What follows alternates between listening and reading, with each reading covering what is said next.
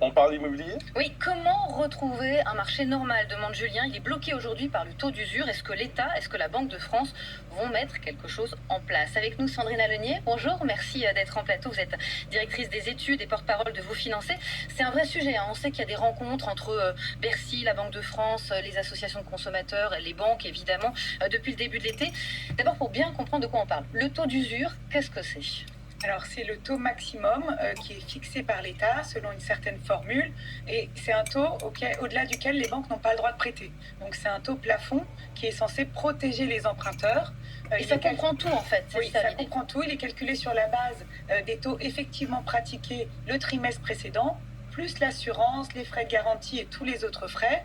Et on ajoute une marge d'un tiers pour tenir compte un peu des différences. Mais en période de très forte remontée des taux de crédit, comme on les connaît maintenant, la pente des taux est tellement forte que finalement les taux d'usure ne suivent pas et ça crée un effet ciseau. Finalement, le plafond est trop bas et on a des emprunteurs qui sont mécaniquement exclus alors qu'il y a 6 mois, ils auraient pu emprunter sans problème. Et ça donne des chiffres assez impressionnants. Je crois qu'il y a presque un dossier sur deux qui aujourd'hui est refusé, alors qu'en théorie, en fait, on pourrait tout à fait emprunter. Tout à fait. Les chiffres macro déjà sont hallucinants puisque c'est un dossier sur deux. Mais quand on regarde les situations individuelles, on peut avoir des couples avec 2 personnes en CDI, 20% d'apport et même un taux d'endettement qui normalement est limité à 35%, qui est juste à 20-25% d'endettement. Et on a des refus parce que c'est mécanique. Les banques, dans un contexte d'inflation élevée, proposent des taux de crédit qui ont fortement augmenté, à près de 2% pour certaines. Donc avec un taux d'usure à 2,57, eh bien non, c'est merci, au revoir, revenez dans un mois. Alors qu'est-ce qu'on peut faire? On va voir dans un instant ce que le gouvernement peut faire. Déjà, nous, pas hésiter à aller voir la concurrence, ça peut faire baisser un petit peu le taux d'intérêt. Il faut jouer aussi sur le taux d'assurance, redire qu'on peut tout à fait aller le prendre ailleurs et passer de 0,4 à 0,2, ça paraît rien, mais c'est ça qui peut faire que le dossier est accepté finalement. Oui, oui, oui. Alors déjà, en effet, il y a un écart de taux quand même entre les banques, parce qu'il y a des banques qui ont déjà beaucoup prêté, donc qui lèvent un peu le pied, et d'autres qui veulent encore capter des nouveaux clients. Il ne faut pas oublier que l'immobilier, le crédit immobilier, c'est le moment où elles vont capter des clients. Donc il faut aller voir plusieurs banques. On peut être refusé dans une, mais pas dans l'autre.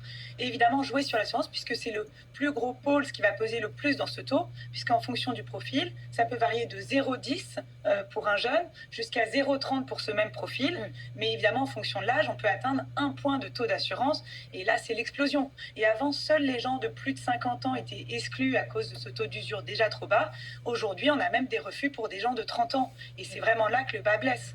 Donc, pas hésiter à jouer sur la concurrence. Maintenant, est-ce que la formule va être revue? C'était la question de notre téléspectateur. Est-ce que la Banque de France peut faire quelque chose? Le gouvernement? Alors, heureusement pour ce téléspectateur, alors s'il veut acheter, c'est vrai que le conseil, c'est d'attendre le 1er octobre, puisqu'à ce moment-là, ce calcul qui est mathématique et qui est revu tous les trimestres va être refait. Donc, le 1er octobre, on aura un nouveau taux d'usure qui, selon nos estimations, va augmenter de l'ordre de 0,20 voire 0,40. Donc, ça va redonner un peu d'air. Donc, de 2,57, on passerait à 2,77 ou un petit peu plus, quoi. Exactement. Voilà. Et puis, sinon, voilà. Donc, ça, ce serait le calcul mathématique. Et sinon, la bonne idée, ce serait soit d'avoir un taux revu tous les mois, qui permettrait de plus coller à la réalité des taux de crédit, ou soit enfin de faire sortir l'assurance de ce taux de crédit, puisque finalement, l'assurance dépend que de la situation personnelle et elle est légalement pas obligatoire, même si toutes les banques la demandent. Bon, merci beaucoup Sandrine Alenier. Vivement donc le 1er octobre. Est-ce qu'on va vraiment